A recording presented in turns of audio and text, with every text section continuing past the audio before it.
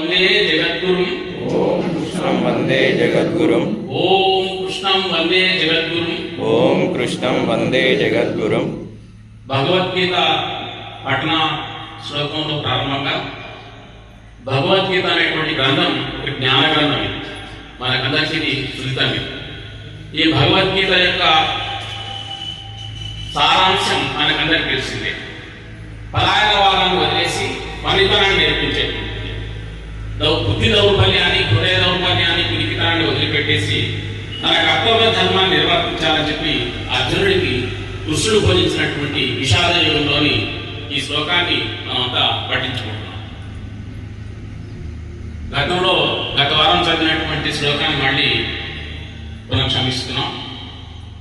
యోత్స్యమానాం అవేక్షేహం yeah ఏతేత్ర సమాగతాః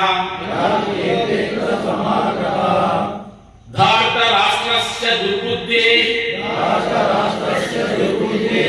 యుద్ధే ప్రియచికీర్షవః యోత్స్యమానాం అవేక్షేహం yeah ఏతేత్ర సమాగతాః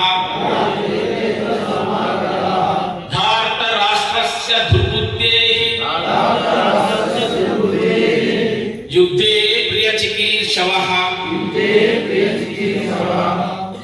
దుర్బుద్ధి కలిగినటువంటి ధృతరాష్ట్ర కుమారుడైనటువంటి దుర్యోధనుని సంతోష పెట్టడానికి గురు సైన్యం వచ్చినటువంటి యుద్ధం చేయడానికి వచ్చినటువంటి గురు సైనికులు ఎవరో కథన కుతూహలం ఎవరు కలిగి ఉందో వాళ్ళ దగ్గరకు తీసుకెళ్ళమని చెప్పి కృష్ణుడిని అర్జునుడు ప్రార్థిస్తున్నాడు.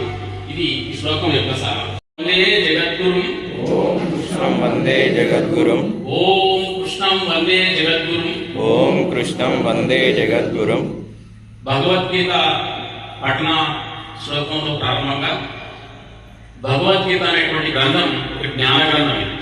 మనకందరికీ ఇది సులితం. ఈ భగవద్గీత యొక్క సారాంశం మనకందరికీ తెలిసిందే. పరాయణవాదాన్ని వదిలేసి పనితనాన్ని నేర్పించేది. బుద్ధి దౌర్బల్యాన్ని, హృదయ దౌర్బల్యాన్ని, పిరికితనాన్ని వదిలిపెట్టేసి తన కర్తవ్య ధర్మాన్ని నిర్వర్తించాలని చెప్పి అర్జునుడికి కృష్ణుడు బోధించినటువంటి విషాద యుగంలోని ఈ శ్లోకాన్ని మనమంతా పఠించుకుంటున్నాం. వారి శ్లోక పఠనంలో భాగంగా సంజయుడు ధృతరాష్ట్రుడికి తెలియజేస్తా ఉన్నాడు. భగవద్గీత శ్రీకృష్ణుడు అర్జునుడికి బోధించినప్పుడు 5 మంది విన్నారు ఆ భగవద్గీతను. అర్జునుడితో పాటుగా అర్జునుడు రథం పైనటువంటి కపిధ్వజం ఆంజనేయుడు విన్నాడు. తర్వాత